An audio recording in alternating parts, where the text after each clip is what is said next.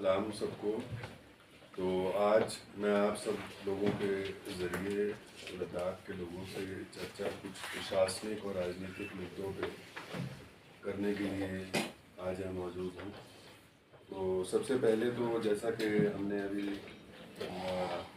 जो प्रशासन के अंदर भर्तियाँ की हैं और भर्तियों की प्रक्रिया है उसके ऊपर कुछ चर्चा करने। तो 2026 में मैं आप सब लोगों को बताना चाहता हूँ कि 1609 पोस्ट एडवर्टाइज हुई इस साल, जिसमें से 1340 कैंडिडेट्स की रिकमेंडेशन भर्तियों की हो चुकी है। इसके अलावा 325 ऐसे मुलाजिम हैं जिनकी प्रमोशन डीपीसी के ज़रिए इस साल हो चुकी है। 302 पोस्टें ग्रुप बी और ग्रुप सी की एडवर्टाइज हुई हैं और उसके अगले कुछ हफ्तों में भर्तियां चालू हो जाएंगी। और 1205 पोस्टें और ऐसी हैं जिनका एडवर्टीजमेंट जल्द ही हो जाएगा अगले कुछ हफ्तों में। जो अभी भर्तियां जो नोटिफाई हुई हैं उसके अंदर 40 पोस्टें सब इंस्पेक्टर की हैं और 262 पोस्टें टीचर्स की हैं। इसी तरह पुलिस में जो कांस्टेबल्स की भर्तियां हैं उसकी प्रक्रिया भी जल्दी नोटिफाई पुलिस विभाग द्वारा डीजीपी साहब उसके बारे में आप सब लोगों को जानकारी देंगे कि कब कैसे और लोगों के फिजिकल और एग्ज़ाम वगैरह कब होंगे। यूपीएससी द्वारा 224 गेजेटेड पोस्ट्स की जो वैकेंसियां हैं वो नोटिफाई हुई। उसमें 125 मेडिकल ऑफिसर्स इंक्लूड हैं जिनकी फाइनल लिस्ट जो है वो शॉर्ट लिस्टेड कैंडिडेट्स की तैयार हो रही है और मुझे उम्मीद है कि अगले 2-3 हफ्ते के अंदर इनके इंटरव्यू की प्रक्रिया चालू हो जाएगी। 35 पोस्ट अकाउंट्स ऑफिसर की नोटिफाई हुई थी जिनके रिक्रूटमेंट का जो एग्ज़ाम है वो 27 सितंबर को तय है। 67 पोस्ट लेक्चरर्स की नोटिफाई हुई थी और 24 लेक्चरर्स को अपॉइंटमेंट लेटर्स जारी कर दिए गए हैं। ये यूपीएससी वाले बता रहा हूँ मैं। लद्दाख यूनिवर्सिटी ने 38 पोस्टें असिस्टेंट प्रोफेसर की और 6 पोस्टें एसोसिएट प्रोफेसर की नोटिफाई करी थी। वो 18 तारीख अभी हाल में जो निकली वो उसकी आखिरी तारीख थी और अब उसकी स्क्रूटनी एप्लीकेशंस की चल रही है और हमें उम्मीद है कि अगले महीने के मिडल में इसकी इंटरव्यूज़ की प्रक्रिया चालू हो जाएगी। दूसरी चीज़ जो हाल में आपको इस बात का एहसास होगा कि जो 7 ज़िले हमारे बने हैं, 2 से 7 हो गए, उन सारों में उसको सुदृढ़ करने के लिए जो डिस्ट्रिक्ट एडमिनिस्ट्रेशन की प्रक्रिया है उसके लिए कई कदम उठाए गए। उसके तहत सबसे पहले डीएम वहाँ पोस्ट हुए, एसएसपी पोस्ट हुए। 32 तहसीलें अब बन गई हैं, जो पहले नियाबत थी वो तहसील बन गई। उसमें कुछ लोगों को या कुछ इलाकों को ऐसा महसूस हो रहा है, कुछ ज़्यादा नहीं मगर 4-5 जगह पे ऐसा हो रहा है महसूस कि शायद हमारे यहाँ पे भी होनी चाहिए तहसील। अभी तो हमने जो एग्जिस्टिंग नियाबत हैं उन्हीं को बढ़ा के तहसील किया है, तो उसके लिए भी हम उसका जायज़ा ले रहे हैं और जहाँ मुनासिब होगा और बन पाएगा हम ज़रूर उसको भी फेयर तरीके से कंसिडर करेंगे। इसके अलावा अभी हाल में माननीय एलजी साहब ने एक अप्रूवल हमको दी है कि लैंड यूज़ चेंज के नोटिफिकेशन हुई है और उसके चलते 4 कनाल तक की अगर किसी की ज़मीन है तो उसकी पावर डिविजनल कमिश्नर को दे दी है। चीफ सेक्रेटरी की पावर 2 एकड़ तक की है और 2 एकड़ से ऊपर का मामला एलजी साहब तक जाएगा। और इससे फ़ायदा क्या होगा ये मैं आपको बता देता हूँ कि तमाम लोगों की जो एग्रीकल्चरल लैंड है, अगर मान लीजिए उसके ऊपर कोई होटल या गेस्ट हाउस या रिजॉर्ट या कोई और इंडस्ट्रियल यूनिट लगाना चाहता है तो बैंक वालों से उनको कर्जा नहीं मिलता क्योंकि वो लैंड रिकॉर्ड के अंदर दर्ज है एग्रीकल्चरल लैंड और इसके चलते वो कर्जा नहीं ले पाते। अगर उसने बढ़ाना भी है अपना यूनिट तो बढ़ा नहीं पाता, तो उसको सुविधा देने के लिए हमने लैंड यूज़ की नोटिफिकेशन कर दी है और 1-2 हफ्तों के अंदर एक बहुत ही सरल पोर्टल इसका लॉन्च हम कर देंगे, जिसमें लोग अगर किसी ने अप्लाई करना है तो जहाँ भी बैठा है वहाँ अपने थोड़े से मिनिमम कागज़ दे करके उसको नोटिफाई कर दें।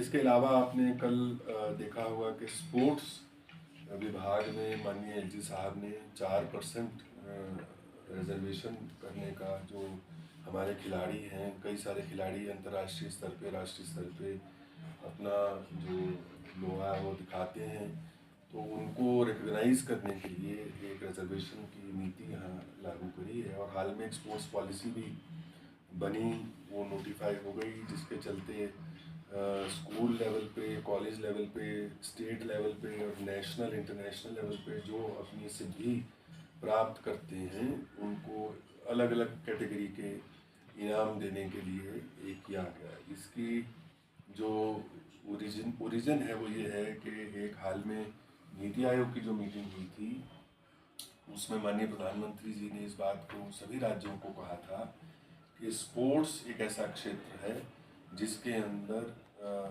आपको प्रोत्साहन शुरू से देना है और स्पोर्ट्स का इंफ्रास्ट्रक्चर भी मुहैया कराना है, और जो अच्छे खिलाड़ी हैं उनको हमें प्रोत्साहन भी देना है इसी प्रकार से, ताकि वो आगे अपना देश के लिए नाम रोशन कर सकें। अभी कल एक शायद आप लोगों से साझा किया होगा कि पावर डिपार्टमेंट में जो हमारी जॉइंट रेगुलेटरी कमीशन है उसने फॉर्मल नोटिफिकेशन अब एक जारी कर दिया है, जिसके चलते टूरिज़्म को इंडस्ट्री का दर्जा प्राप्त हो गया है। तो इससे जो बिजली के दर हैं होटलों में, गेस्ट हाउस में, इन सब में अब इंडस्ट्री वाले रेट लगेंगे जो कि कम है। एक ही हमारी इसके अंदर केवल कंडीशन है कि वो रजिस्टर्ड टूरिज़्म यूनिट होना चाहिए। फ़िलहाल जो हमने ऑनलाइन रजिस्ट्रेशन की प्रक्रिया चालू करी थी उसमें 248 यूनिट फ़िलहाल रजिस्टर हो चुके हैं, और हमें उम्मीद है कि अगले आने वाले हफ्तों में हम कैंप भी लगा रहे हैं जगह जगह पे, ताकि लोग जिसने रजिस्टर कराना है, और उसको भी हमने निर्देश ये दे दिए हैं कि टूरिज़्म रजिस्ट्रेशन के प्रावधान में सरलीकरण किया जाए। अभी कई दस्तावेज़ मांगे जाते हैं, उसको हम कम से कम दस्तावेज़ मांग करके टूरिज़्म के यूनिट को रजिस्टर करें, और प्रोविजनल रजिस्ट्रेशन की बजाय हम उसको परमानेंट रजिस्ट्रेशन की तरफ बढ़ें, ताकि एक ही बार रजिस्ट्रेशन यूनिट्स की हो। इसके अलावा मैं आपसे साझा करना चाहता हूँ कि ड्रग्स के क्षेत्र में भी जो है पुलिस विभाग ने बहुत ही मुस्तैदी के साथ काम किया है, और जो एंटी नारकोटिक टास्क फोर्स है जो गठित की गई है वो बहुत ही सतर्क तरीके से जो हमको लगता है जो उनको जानकारी प्राप्त होती है कि जहाँ पे ड्रग्स की बिक्री हो रही है या अवैध इस तरह के कार्य हो रहे हैं, उनको लोगों को पकड़ के गिरफ्त में लेके उसके ऊपर नकेल कस रहे हैं, और उसमें नतीजे हमारे सामने आ रहे हैं। इसके अलावा मैं आपसे ये भी आज साझा करना चाह रहा हूँ कि नवतोड़ का एक इशू है जो कि बहुत यहाँ समस्या बना रहा बहुत अरसे से, और तकरीबन हमारे पास जो डेटा है इसके अंदर अगर हम लगाएं तो कुछ तो गैर मुस्तकिल नवतोड़ है और कुछ मुस्तकिल नवतोड़ है। अगर लेह और कारगिल, जो पुराने लेह और कारगिल ज़िले थे, उनका हम एक विश्लेषण करें तो तकरीबन कारगिल में गैर मुस्तकिल 1,29,000 कनाल ज़मीन नवतोड़ है। लेह के अंदर 3,44,000 कनाल ज़मीन नवतोड़ की है।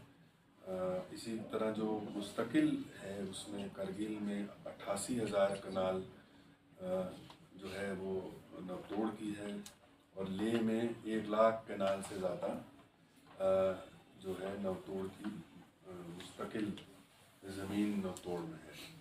इसमें 40,000 अनुमान हमारा है, 40,000 लोगों की ज़मीनें इम्पैक्टेड हैं, जिसमें वो अपना कार्य नहीं कर पा रहे। इसकी भूमिका ये है कि जब जम्मू कश्मीर के टाइम पे एक ऐलान हुआ था, उस ऐलान के चलते नवतोड़ की इजाद हुई।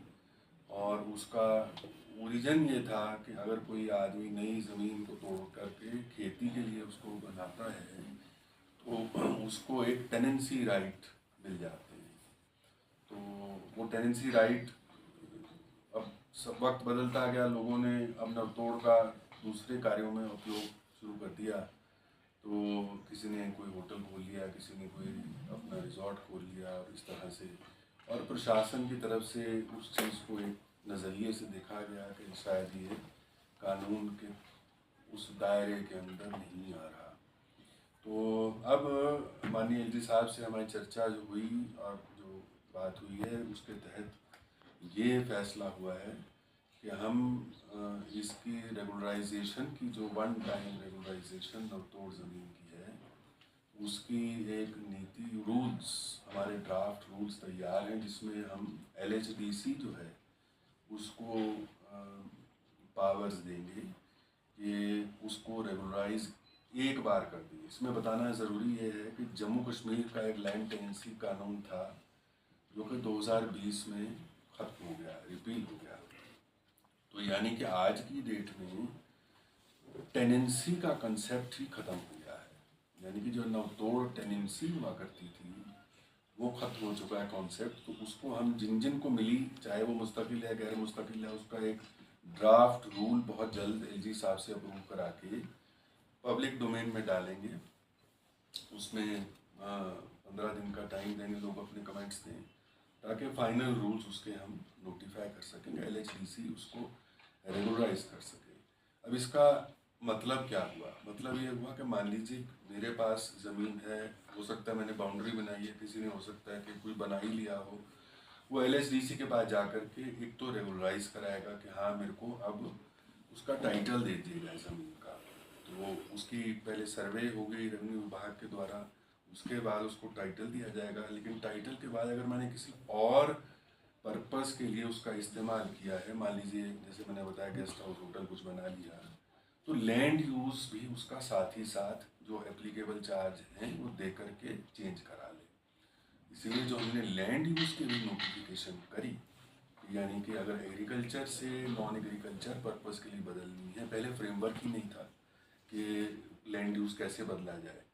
तो अब लोगों को ये एक विंडो मिल जाएगी कि जिसने अपने नवतोड़ को टाइटल में बदलना है वो एलएचडीसी के पास जाके वो करवा ले, और उसके बाद लैंड यूज़ भी साथ में अपना चेंज करवा ले, ताकि जिस पर्पस के लिए यूज़ करना चाहते हैं वो कर ले। तो ये एक मेरे हिसाब से कि बहुत बड़ी लोगों को इस चीज़ से रिलीफ मिलेगी। और जो लैंड सबसे बड़ा यहाँ का एसेट लद्दाख का है, उसको मोनेटाइज करने में लोगों को एक रास्ता निकल करके आएगा। अब इसके अलावा मैं आपसे जो कुछ राजनीतिक गतिविधियाँ हैं उसके ऊपर भी चर्चा कर ही लेते हैं। तो उसके ऊपर कल हम सब लोगों की एक जो एपेक्स बॉडी है, और लेह की और कारगिल की जो केडीए है उनके साथ और साथ में तुस्तान जी और ताशी ग्यालसन जी, तकरीबन 10 लोग थे जिनके साथ ये खुले माहौल में चर्चा हुई कई मुद्दों पे। और ये गृह मंत्रालय से भी अधिकारी आए थे, उसके अंदर बहुत से मुद्दे उठे, बहुत से मुद्दों पर चर्चा हुई। और उसके अंदर जो है मेरे समझ में 3 जुलाई को हमारी मीटिंग हुई थी, और उसमें एक कंसेंसस उभर के आया था कि एक यूटी लेवल की बॉडी बनेगी जो कि और हिंदुस्तान के किसी और फ्रेमवर्क में नहीं, सुई जेनेरिस उसको बोलते हैं, और कोई इसका पैरेलल नहीं है। आर्टिकल 371 जो हमारे संविधान का है उसके तहत एक रूपरेखा बनेगी और उसको एक अमली जामा पहनाया जाएगा। उसके ऊपर जो लोग प्रतिनिधि आए थे उन्होंने एक अपनी विश लिस्ट रखी है, उन्होंने जिसको नाम दिया है नॉन नेगोशिएबल। उनकी मांगे हैं। अब हमने वो गृह मंत्रालय को आगे दे दी हैं और इसको जो formal structured meeting sub committee की होगी, जो मुझे उम्मीद है जो हमारी वार्ता हुई गृह मंत्रालय से कि सितंबर के फर्स्ट हाफ में इसकी कोशिश करेंगे, पहले हफ्ते में ही हो जाए, लेकिन सितंबर के पहले हाफ में मीटिंग होगी। तो एक रूपरेखा गृह मंत्रालय द्वारा भी बनाई जा रही है और उस रूपरेखा में कानून मंत्रालय और सबसे मिलकर एक स्ट्रक्चर बनेगा कि इसका गठन कैसे होगा, चुनाव कैसे होगा, पावर्स क्या होंगी, लेजिस्लेटिव पावर्स क्या होंगी, एग्जेक्टिव क्या होंगी, और ये सब चीज़ों के ऊपर चर्चा। जाहिर सी बात है कि ये फैसले ओवरनाइट तो नहीं हो सकते, इन चीज़ों को वक्त लगता है और कुछ मांग यहाँ के लोकल प्रतिनिधियों की होगी, कुछ जो संविधान के तहत जो बाकी जगह पे ढांचे बने हैं इस तरह के, उसके अंदर क्या प्रावधान है उनको स्टडी करेगा, जो कि यहाँ के लद्दाख के लोगों की महत्वाकांक्षाओं के अनुरूप और संविधान की रूपरेखा के अनुरूप बने। तो वो चर्चा अब उसका प्रक्रिया और क्रम चालू हो गया है। ये कागज़ हमें कल मिले, लेकिन आगे जो है गृह मंत्रालय में उसके ऊपर आधिकारिक एक फॉर्मल बैठक बुला करके करी जाएगी। इसके अलावा कल मांग ये भी उठी कि जो कि 24 सितंबर हाल में पिछले साल घटना घटी, जो कि बहुत ही मैं समझता हूँ, मैंने पहले भी कहा है कि दुखद एक हिंदुस्तान की जो तारीख के पन्नों में एक ब्लॉट था कि ऐसा अमन पसंद लोगों में इस तरह की चीज़ हो गई और लोगों की जान चली गई।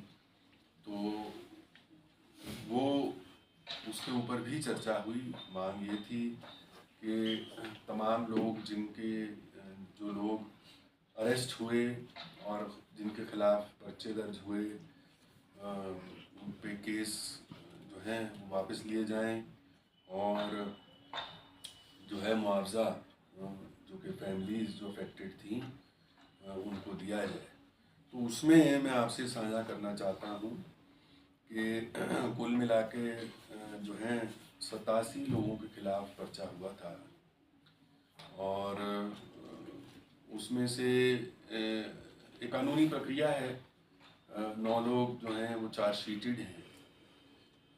तो चार्जशीटेड मतलब होता है कि जिसके खिलाफ को सबूत मिल गए कि उनका कोई रोल था उसके अंदर, जो भीड़ है उसको भड़काने के लिए या कोई इस तरह का करने के लिए, तो वो तो फिर मामला जो है चार्जशीट होने के बाद कोर्ट में चले जाता है। लेकिन कल की बैठक के बाद हमने माननीय एलजी साहब से चर्चा करी और उसके बाद उनसे जो है परमिशन ले करके ये फैसला किया कि 25 लोग जिनके खिलाफ कोई ज़्यादा सबूत इस तरह वैसे नहीं मिले हैं, उनका पर्चा विड्रॉ कर लिया जाएगा और कोर्ट में हम उसकी क्लोजर रिपोर्ट दायर कर देंगे। ये फैसला जो है ये ले लिया गया है और बाकी जो इन्वेस्टिगेशन के अंदर हैं, हमने डीजीपी साहब से कहा कि उसका भी अच्छे से आंकलन कर लें और हमको बताएं कि और क्या और कोई ऐसे लोग हैं जिनका कोई केस नहीं बनता। मान लीजिए भीड़ में खड़े थे,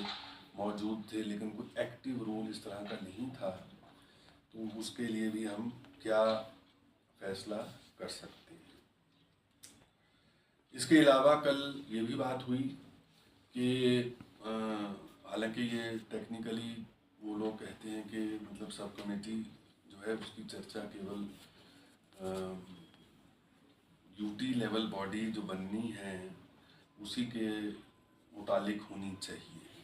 तो हमने ये कहा, देखिए ये एक राजनीतिक चर्चा है और राजनीतिक चर्चा में जो यूटी लेवल बॉडी है उसके नीचे और बॉडीज़ भी हैं, क्योंकि ज़िले के स्तर पे बॉडीज़ हैं या पंचायत के स्तर पे बॉडीज़ हैं, तो उसकी भी चर्चा आवश्यक है। अब चर्चा हम किससे करें, चुने हुए लोग तो यहाँ हैं नहीं, करगिल को छोड़ के, बाकी तो इस करके जो लोग हैं जो कि ये नए सेंस जनप्रतिनिधि हैं जिनसे चर्चा के लिए हम बैठे हैं, उनसे खुले माहौल में चर्चा कर ली जाए। तो उसमें हमने ये बात रखी कि जो पंचायत के चुनाव हैं वो अब देर से नहीं हुए, तो पंचायत के चुनाव की प्रक्रिया जो है उसको चला दिया जाए।